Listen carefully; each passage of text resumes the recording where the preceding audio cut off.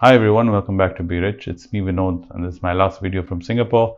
By the time you're watching this video, I should have landed back in Bangalore. So tomorrow's video will be from Bangalore as I wrap up the week, the last 2 days of the week, before we get into the weekend and the middle of the year, which is the sixth month, the month of June. So I hope you've had a wonderful month and I hope it's been productive and you've managed to get some investing done. Yes, we've been having some interesting times since the beginning of the year. Who could have thought that since we started this whole Tiffin coffee adventure, that this roller coaster would be going like this as we get to the middle of the year. That's the funny thing about life. Things happen unexpectedly, though we make great plans.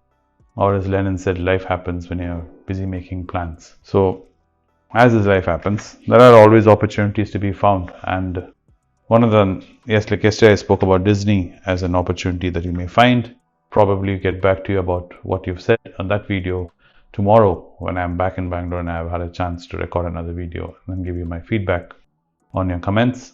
This video is about Pfizer and is there any value in Pfizer? Purely looking at the numbers at Pfizer, Pfizer is a great company and they are at value just purely looking at the numbers.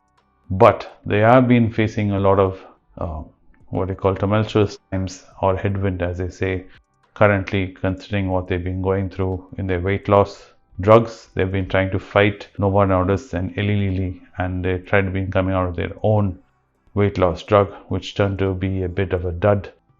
The test group which they tried to sample the drugs on had liver toxicity, and they had to pull the drug out of trial and cancel the whole program. So they currently don't have anything in the pipeline in terms of the weight loss, $100 billion weight loss, what we call market, which is available for the picking.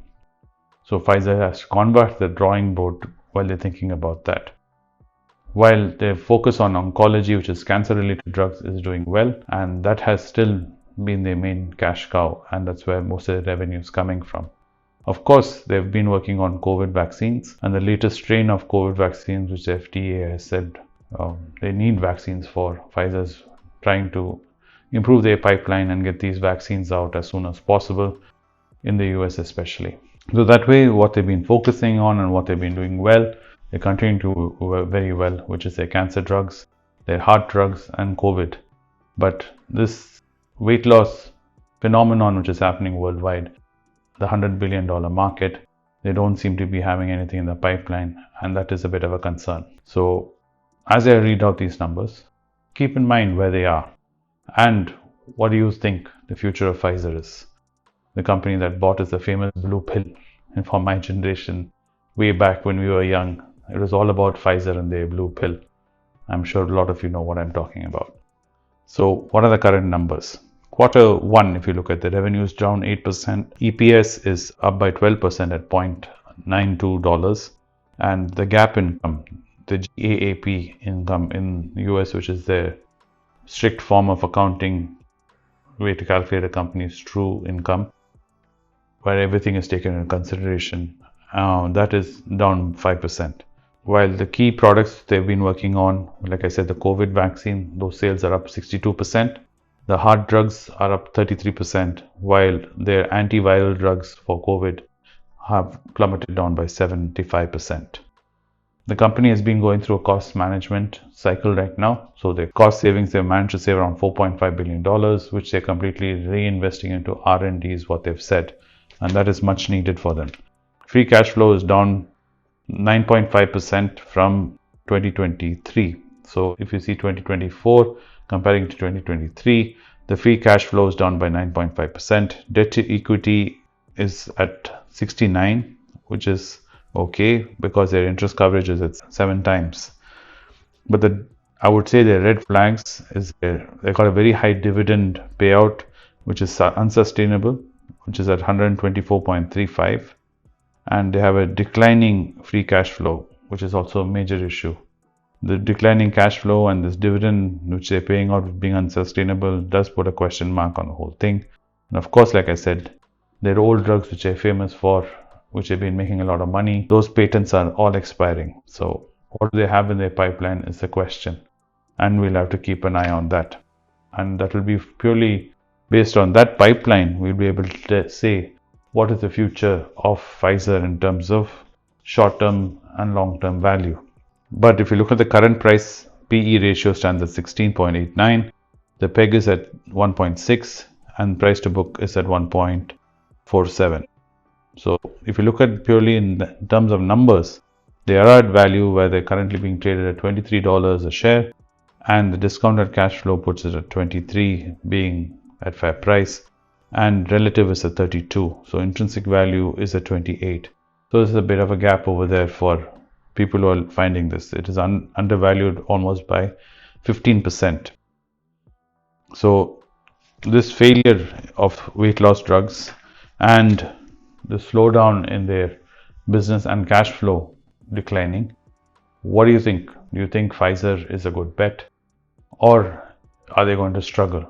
We did speak about Novo Nordisk, and we did speak about Eli Lilly, and a lot of you did agree that Novo Nordisk, being a very old company and having a lot more in its pipeline, it should not be a one-hit wonder.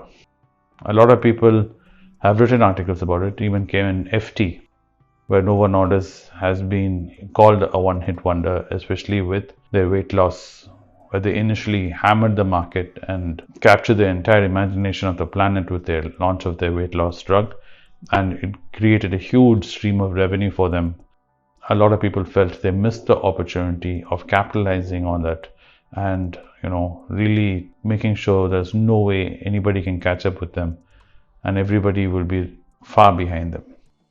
They kind of rested on their laurels and gave an opportunity for someone like Eli Lilly to move in and really destroy them in terms of their market presence and market share. Of course, the global climate has not helped Novo Nordisk. Now, taking all that into consideration, Pfizer is also a very old company with a great product and a great history. What do you think about Pfizer?